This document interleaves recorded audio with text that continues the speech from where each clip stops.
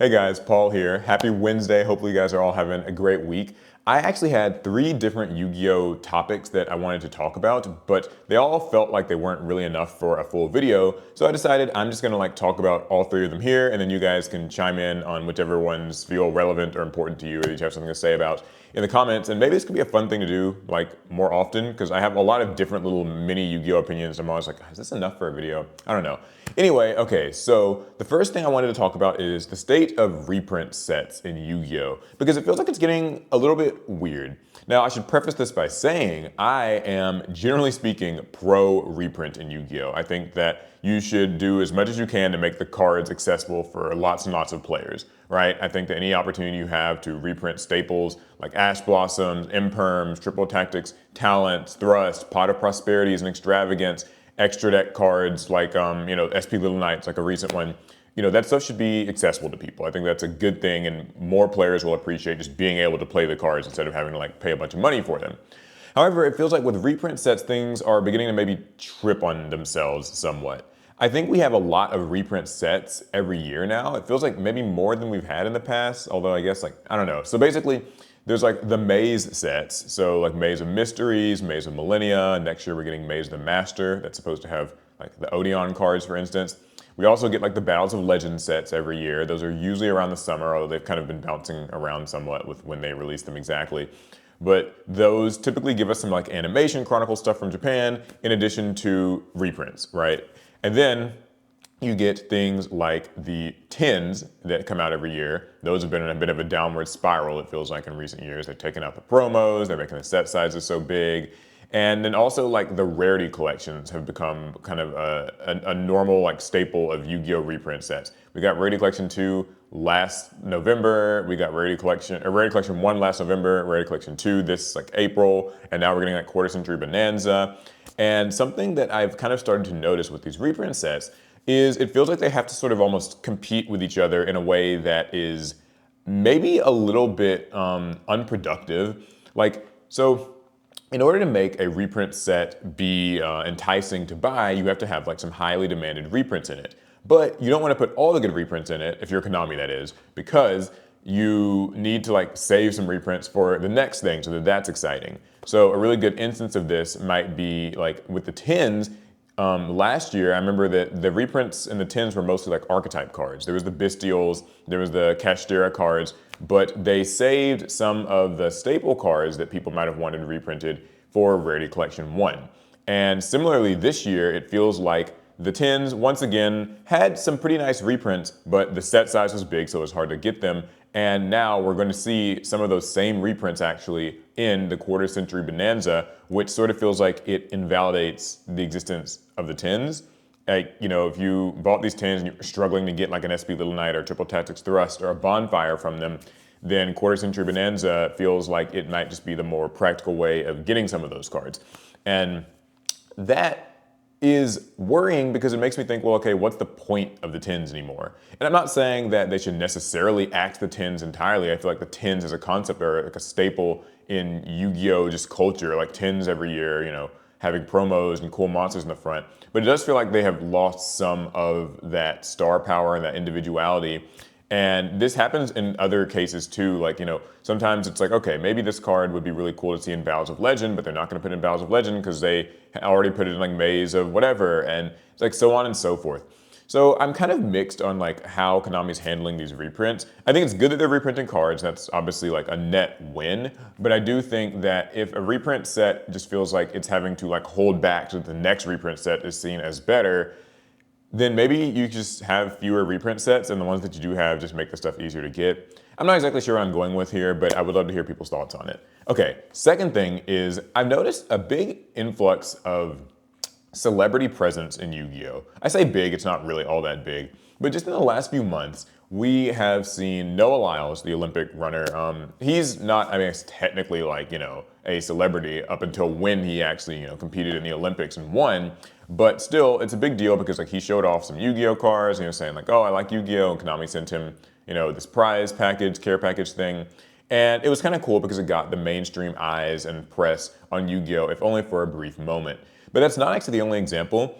I know at Konami, at Yu-Gi-Oh! Worlds, Konami had these videos with George Kittle and Jamal Williams. They're these NFL players, and that was pretty neat seeing, like, you know, what I guess some people would call jocks or normies playing Yu-Gi-Oh! Or expressing some like of Yu-Gi-Oh!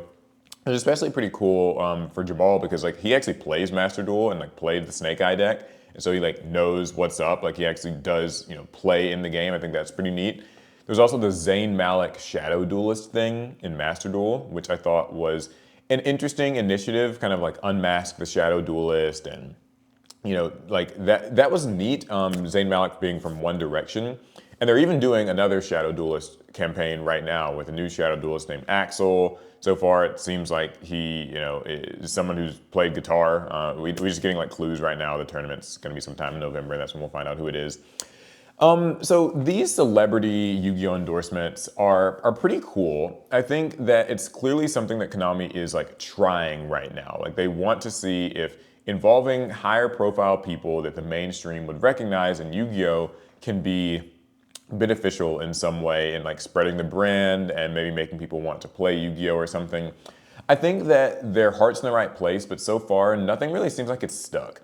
Like the Zayn Malik thing was a combination of happening during a very tense banlist season where players were far more focused on like when's the banlist going to come out than this stupid Shadow Duelist thing, which is kind of unfortunate. But it was cool when he was like interviewed and kind of talked about Yu-Gi-Oh! I do think though that what would make a lot of this stuff land more is these celebrities actually like dueling. Like they need to play the Yu-Gi-Oh! In my opinion. I think that just saying like, yeah, I liked Yu-Gi-Oh! As a kid, it was so cool and influential, doesn't really do it like for people. I mean, I think that it's neat to hear that like George Kittle kind of thought the Yu-Gi-Oh! Show was neat, or that Noah Lyles thought like Blue Eyes and Exodia were cool. But I think it would be more impactful to have these people like play Yu-Gi-Oh! I know that's kind of tricky because a lot of these celebrities obviously don't actually play like Yu-Gi-Oh! Every day in their modern, like in their real lives. But maybe doing some sort of a like, you know, a day where they just duel a bunch of fans on stream, that could be really cool. And like people can tune in and everybody who wins gets a cool prize. So like, you know, you get to duel like maybe 10 or 20 people. That would be cool. Or maybe even put together something a little bit bigger where there's like, you have like coaches like Jesse Cotton or Joshua Schmidt, and they work with like these groups of celebrities. Like, okay, Jesse is going to be coaching Jamal Williams, and Joshua is going to be coaching George Kittle, and then like there's kind of a showdown, and that would be something to get invested in. There'd be more of a story there, you know, Team Jesse versus Team Josh, that sort of thing. Or even just, you know, instead of maybe like, I think the Shadow Duelist concept is pretty neat, and it's cool that there's like clues and stuff. But I sometimes think that doing it in the reverse order would be better, where like the celebrity just announces that they're going to be doing something in a week or two, and now all of their fans on Instagram or Twitter or, you know, YouTube or wherever they're from can get excited about it and tune in. Because I think that, like, for instance, with the Zayn Malik thing, it happened, but I don't know that a lot of Zayn Malik fans were tuning in to this Yu-Gi-Oh! Stream because it just sort of like happened out of nowhere. I think it'd make more sense if he announced it in advance and then he was the one like telling his fans, because he's got a lot of them, to tune in on this day and then he's gonna be doing stuff. It would take away that element of surprise, but I do think that it would allow for these celebrities' fan bases to get interested in Yu-Gi-Oh! And like, or at least see their favorite celebrity like having some contact with the game. Remember, the goal is not that like every single person who watches is gonna suddenly start playing Yu-Gi-Oh! But it's more to put it on the mind and maybe convert some people over. So I think that might be a better way to do it. But you guys can let me know how you feel about this. There's also one that I left out, was that French actor that the Konami EU page was promoting.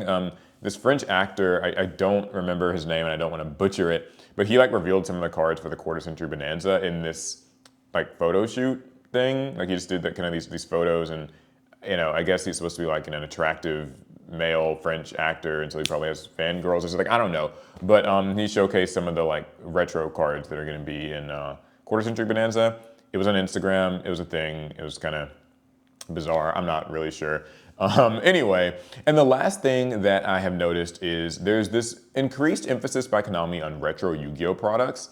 And I'm not exactly sure like if it's all a concerted thing, but it sort of feels like it. So you guys have probably seen the Yu-Gi-Oh Retro Games account that they made on Facebook and Instagram and Twitter, which seems to basically right now just be focused on talking about that new Yu-Gi-Oh Early Days collection game that's going to be coming out. Which, by the way, just the existence of that is like really cool. It's just a sort of compilation of a lot of classic Yu-Gi-Oh games that they've been revealing.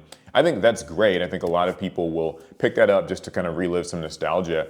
But also, you know, Konami has been, they reprinted the Retro Pack. That was really cool. We've been doing a series over in the main channel with it that's been really fun, Retro Rivals. But also, they've been kind of like throwing in more of the retro, like Edison and GOAT cards into mainline sets as like rarity upgrades. For instance, Quarter Century Bonanza's got a lot of them.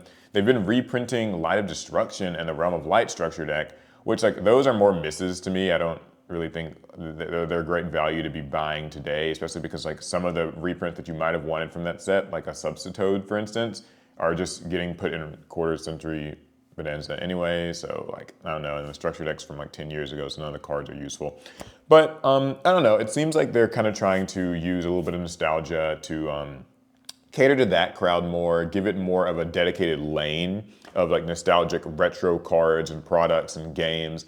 And I don't think that's a bad thing. I hope that maybe it actually leads to even more of a like concerted, you know, emphasis on like Time Wizard and stuff like that. Or maybe some sort of like a draft box could be cool. I saw MTG Foundations and it kind of got me thinking that might be a fun thing. But that doesn't even have to be like retro, that could also be modern.